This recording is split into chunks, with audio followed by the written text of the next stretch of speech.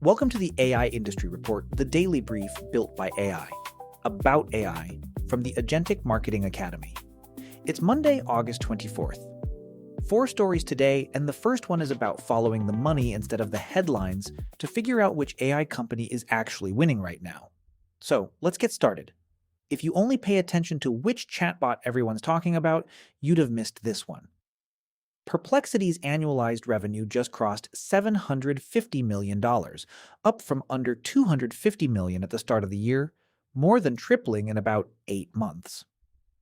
A report from The Information, corroborated by Reuters, also says Nvidia is now in talks to invest in Perplexity's next funding round at a valuation north of $30 billion, over 50% above where the company sat a year ago. Neither company has confirmed those talks, so treat the investment as reported. Not done. The revenue number is the real story, and a good chunk of that growth traces to Perplexity Computer, its cloud-based agent that automates real work for professionals. Sound familiar? It should. This is the second AI company in a week to post a jump like this. Anthropic's run rate passed $65 billion in the story we covered last Wednesday. Different company, same pattern. Growth is coming from agents doing actual work, not more people chatting. If you're picking which AI tools deserve real budget, that's the number worth tracking, not App Store rankings. Now, a deadline we flagged 2 weeks ago just landed, and the shape of it is a little different than we first described. Back on August 12th, we told you Manus was splitting from Meta, and affected users needed to back up their data before August 23rd. That date passed, and here's the important nuance. This isn't Manus down for everyone. Manus's own help center says it's a regional lockout.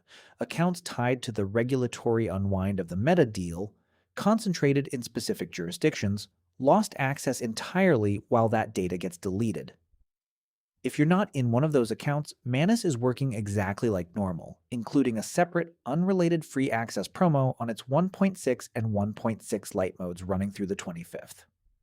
If you do hit a maintenance screen instead of your workspace, that's the deletion window.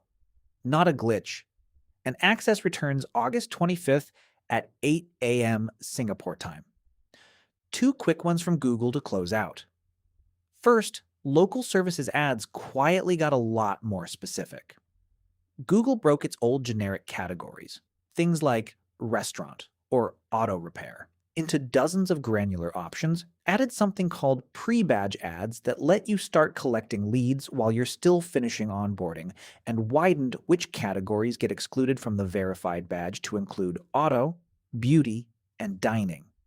If you run a home service, auto, beauty, or restaurant business, your actual category might exist for the first time. Worth a look in your LSA dashboard this week. And GoogleAds picked up new tools for AI Max, multi-campaign A/B testing of budgets rolling out in September, the ability to test AI Max with your brand, and location controls still turned on, and a performance planner that now forecasts a bidding or budget change and applies it in one click.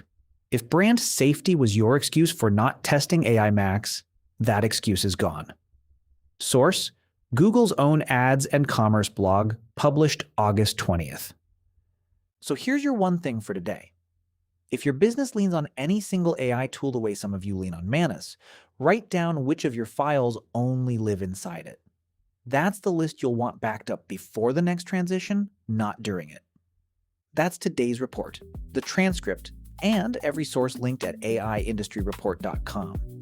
If you want your business to be the one AI recommends, the free checklist at thelevelingwindow.com is where everybody starts. And full transparency, because we practice what we teach. This show is researched, written, and voiced by AI built by our founder. We teach businesses what AI can do. This show is the proof. Hit follow, and thank you for listening.